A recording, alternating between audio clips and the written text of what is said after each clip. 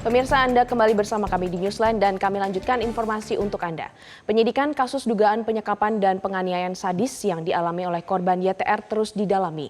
Polda Jawa Barat mengungkap temuan lain yakni berupa tato bergambar dan bertuliskan nama tersangka di tubuh korban. Temuan ini diduga menjadi bagian dari pola manipulasi psikologis atau love bombing yang berujung pada kekerasan berulang.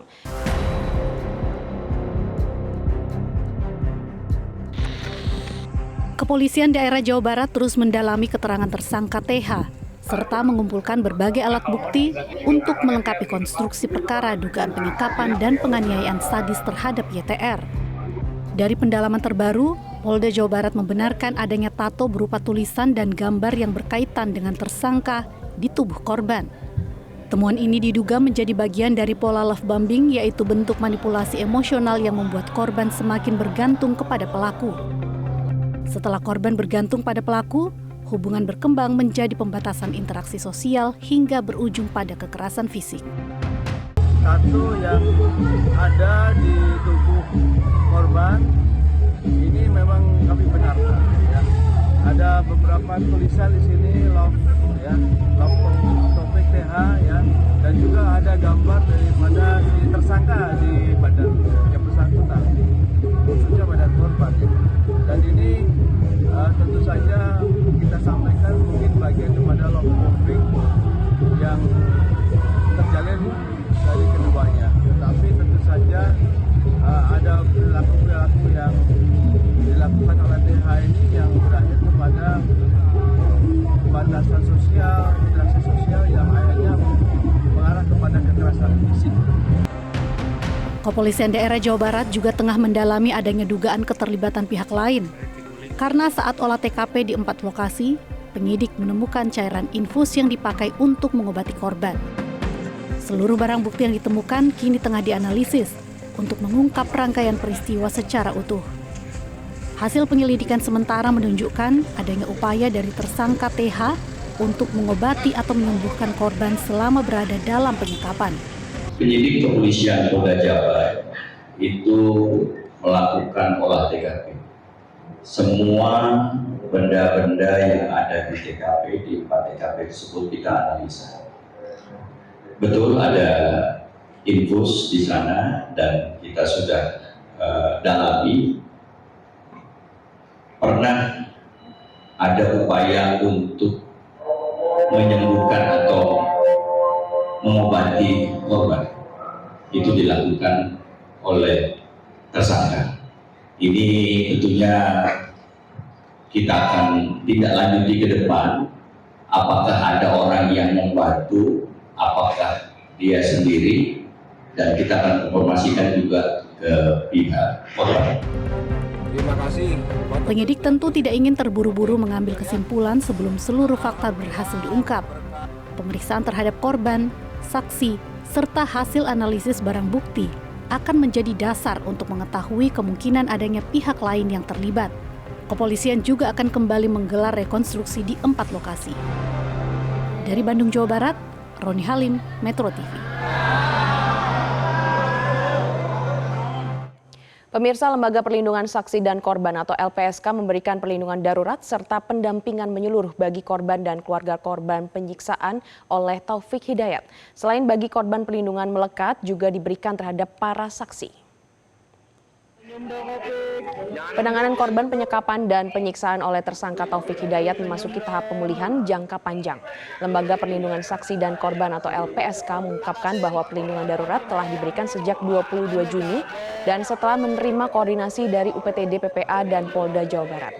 LPSK langsung mengeluarkan perlindungan medis bagi korban di Rumah Sakit Hasan Sadikin. Hingga saat ini ada 6 permohonan perlindungan yang telah diterima meliputi pendampingan hak prosedural monitoring, layanan medis, psikologis, hingga dukungan sosial. LPSK menilai kondisi korban memerlukan pemulihan dalam waktu yang panjang. Karena itu pemenuhan kebutuhan medis dan pemulihan psikis menjadi prioritas agar korban dapat mengikuti proses hukum dengan aman.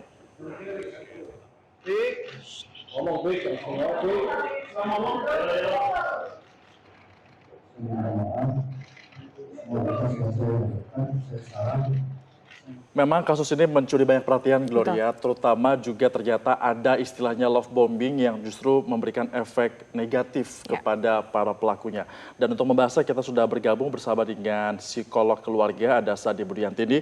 Selamat siang, Mbak Sani. Kalau kita lihat ini kan polanya sang pelaku ini kan mencintai secara ugal-ugalan atau dibilang sebagai love bombing. Tapi bagaimana kita bisa mengetahui bahwa ketika bentuk cinta ini justru menimbulkan kerugian terutama sampai dengan adanya kekerasan di dalamnya? Iya, memang seringkali love bombing tidak diketahui oleh pasangan ya.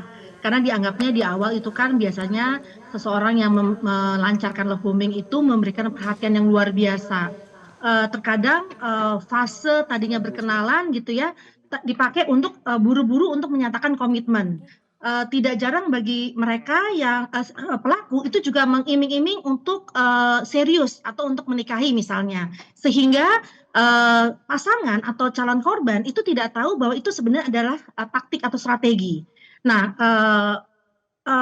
pelaku itu membangun suatu bentuk perhatian yang luar biasa sebenarnya bukan untuk care tapi untuk pasangannya itu tergantung sama dia.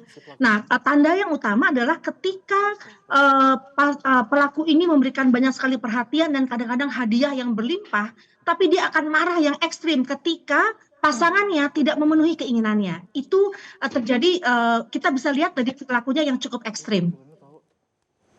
Oke, Mbak Sani, kalau kita lihat korban ini kan juga menunjukkan bukti kesetiaannya begitu kepada pelaku TH atau Taufik Hidayat ini. Nah, pertanyaannya mengapa korban kekerasan ini seringkali tetap bertahan bahkan menunjukkan kesetiaannya kepada pelaku? Pasrah begitu ya atas nama cinta gitu.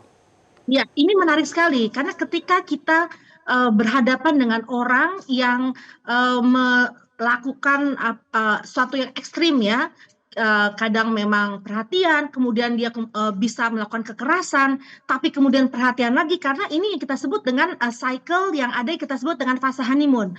Fase honeymoon itu membuat korban itu terbuai kembali dan merasa pasangannya akan berubah atau pelaku ini akan berubah.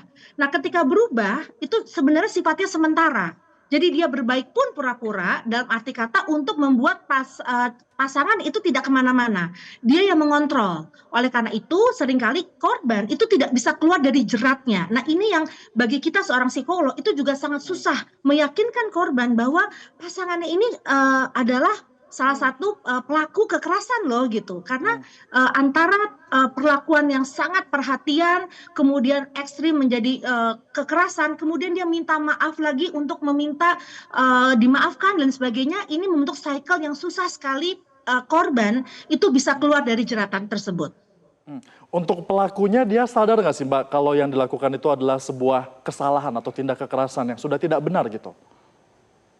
Ya, memang kalau kita lihat pelaku menjadi seperti ini pasti ada faktor. Ada faktor pola asuh, ada faktor kontrol emosi yang kurang baik, ada faktor kita sebut juga mungkin ada sejarah masa lalu dan sebagainya. Tapi biasanya pelaku melakukan ini atas dasar dia ingin mengontrol seseorang. Karena kepuasan itu kalau dia punya objek yang dikontrol. Nah, oleh karena itu kalau pelaku bisa ke psikolog, itu kita bisa memberikan satu konsultasi atau konseling untuk membuka awareness-nya.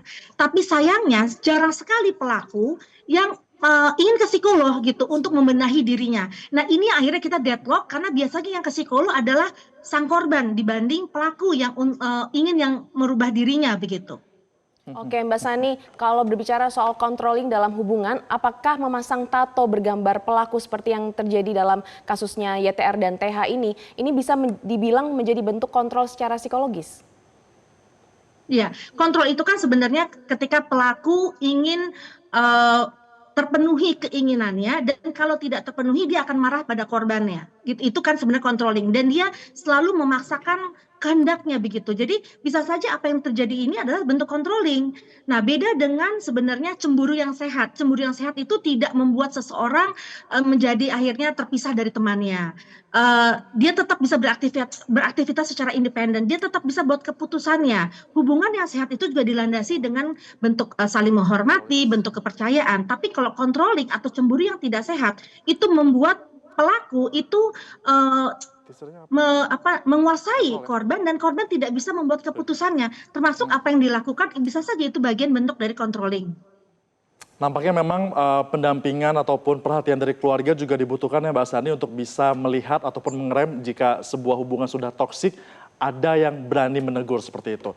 Mbak Sani Budiantini, psikolog keluarga, terima kasih sudah bergabung bersama kami dan juga memberikan insight-nya kepada pemirsa Newsline Metro TV. Selamat siang Mbak Sani. Jelajahi cara baru mendapatkan informasi. Download Metro TV Extend sekarang.